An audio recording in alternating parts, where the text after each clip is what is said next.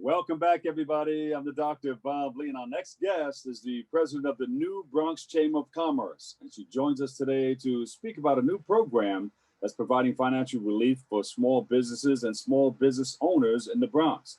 And also to speak about the potential impact the COVID-19 vaccine will have on those businesses moving forward. Please welcome to the show, Lisa Soren. Lisa, welcome, welcome, welcome. Thank you so much, Dr. Lee. I appreciate you giving me an opportunity to be here today with you. Yes, you're always welcome. Now, can you tell us more about the new Bronx Chamber of Commerce and how it's operating during this pandemic? Because I know these are very, very tough and challenging times. It's been extremely challenging. I think that it's brought us to a point where we didn't know what we were capable of. Businesses were at a loss, as you can imagine. And what we have done is try to take a proactive role in reaching out to businesses, businesses reaching out to us, and trying to maneuver the influx and the oversaturation of information over the course of the last 9 months. It's been extremely challenging, but I think that we've been able to handhold some of the businesses, get them through some of the questions, regulations, and everything that they've been faced with over the last 9 months. Yeah, and you recently announced the launching of the Back2Business program that's helping safeguard the financial interest of small businesses in the Bronx. Tell us more about that. Absolutely, it's a pleasure. So this is a 5-chamber citywide program, and we're lucky enough to have brought 2 specialists on board with us. And what the Small Business Resource Network is an opportunity to put feet on the ground for our businesses, walk through these small corridors, really get to know some of the businesses who are struggling. One of the biggest eye-opening experiences that we've had over the course of the last 9 months has been the digital divide of our businesses. And so, you know, with all the information, everybody's sending people to websites, and it's just really difficult when you're trying to run a small business. This program has allowed us the opportunity to put feet on the ground. I have 2 people who go out, speak to businesses, they sign up. It's a quick, name of the business, address, contact information. We come back and we have an array of resources for them. And one thing that I really want to specify is the fact that we know there's a lot of programs out there looking to help small business. What makes this one a little more unique is a more personal touch. You have faces that are going into your business. You have people who will set you up with resources, whether they're financial, whether they're marketing, how to turn your business into an online presence. What's the importance of social media? I mean, it really is an array of services needed by these businesses. And so we have our specialists who are able to follow up at the 2-week mark, at the 3-week mark, until we're positive they have been able to get the resources that they need from us. And I like the work that you guys are doing with the chamber. I mean, the last time we were out there with the stringer, and we were going from store to store. Were you there that day? I was not. I believe one of my team members was. Yeah, we were going from store to store. We wanted to find out what was on the minds of the business owners so that we can better, take care of them and service them.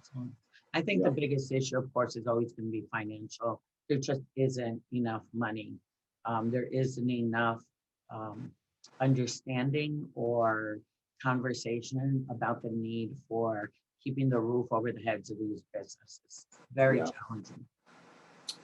What impact do you believe that the COVID-19 vaccine will have on the operations of Bronx businesses, such as restaurants and indoor dining, etc.? Well, I'll tell you, I think that's been one of the biggest frustrations for us, has been the focus on the restaurants and the inability for them to provide indoor dining.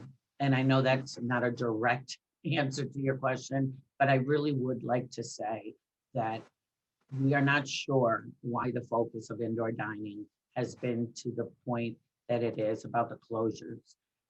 It's been proven that the infection rate of 1.4% within a restaurant setting. You have restaurants open across Westchester, Orange, Putnam. areas that have a larger increase of COVID-related infections. And so our restaurants are desperate, they're dying. So the COVID-19 gives them a sense of hope.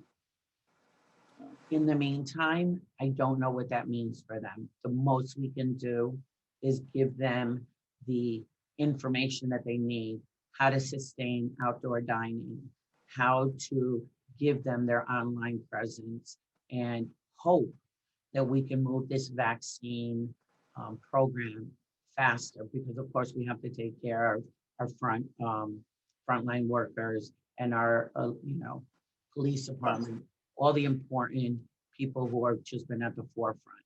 But our business is desperately needed. Yeah, and that the mayor made that announcement the other day. He said after they take care of people over 75, Right. the nursing homes, they're going to come and deal with the frontline workers and make sure they get the vaccination. Those are people at the grocery stores, people at the restaurants, fire department, police department, things of that nature. And it is my hope that they focus on businesses that are about to close, that they focus on the importance of really educating people on the safety of this vaccine, because I think that unless there is an understanding that you can provide this to our restaurant and business owners, but if the consumer is pushing back, it really kind of halts the progress that we're hoping to make in our business community. Yeah.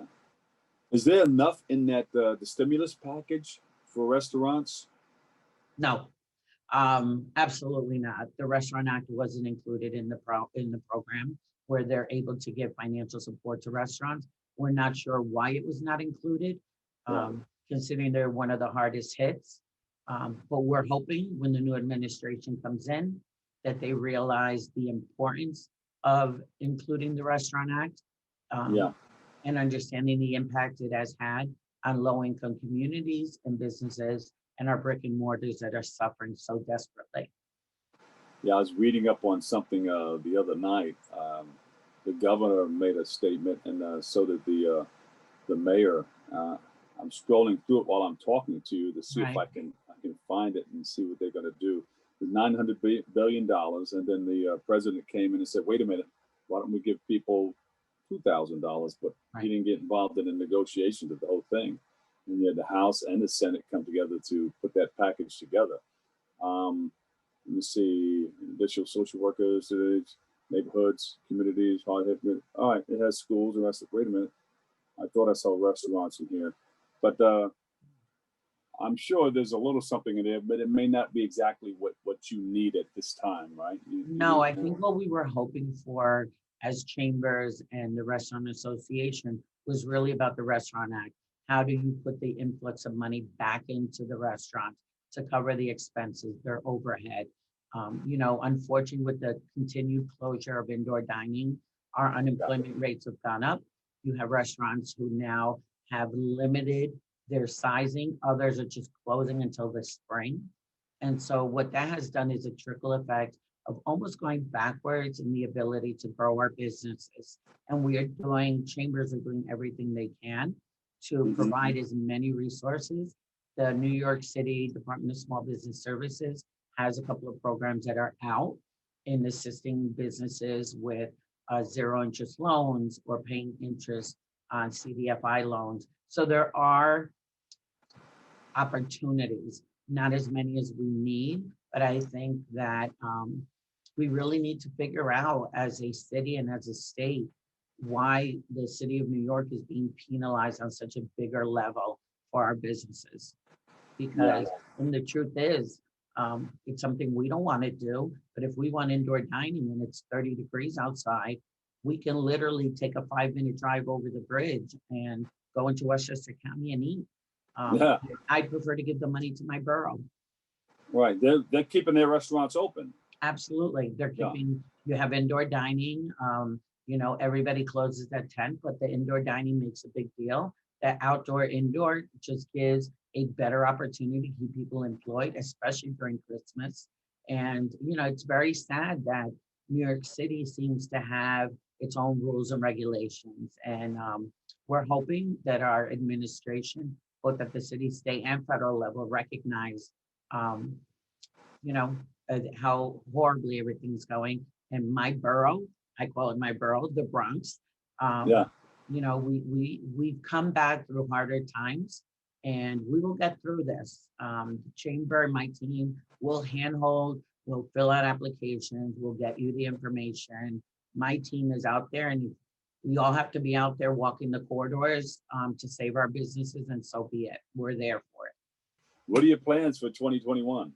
2021, we hope to get back to some sort of normal. You know, one of the fun things that we did with the chamber has always been about networking, speed networking, engagement. We are really getting very successful in doing business to business, really keeping business in our borough.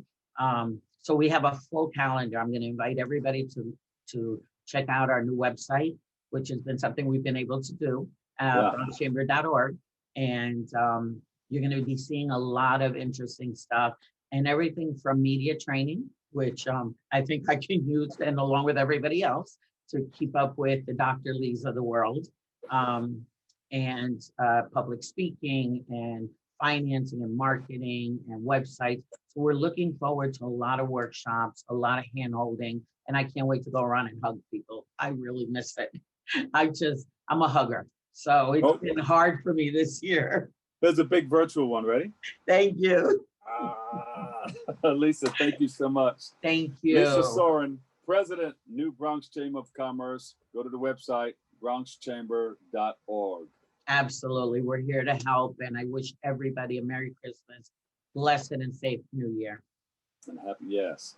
All right. Thank you so much. We'll take a break right here, Lisa, and we'll come back with a whole lot more. We're riding right here on Open.